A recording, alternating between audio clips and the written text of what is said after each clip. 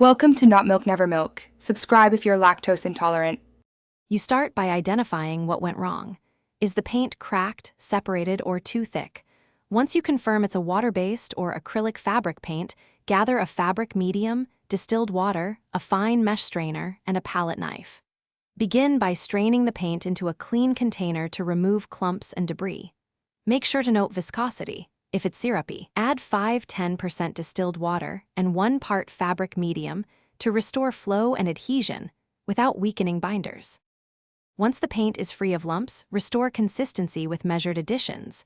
Mix 1 part fabric medium to 4 parts paint, then stir slowly with a palette knife.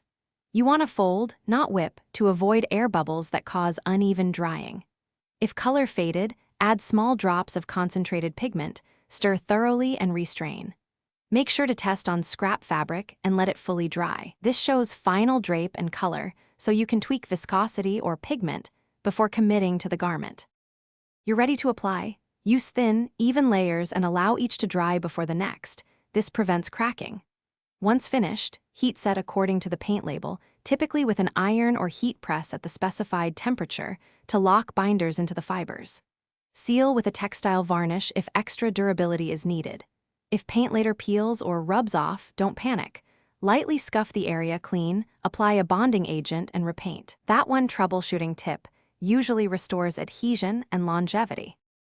Thanks for watching. If this was helpful, leave a like and consider subscribing. See you next time.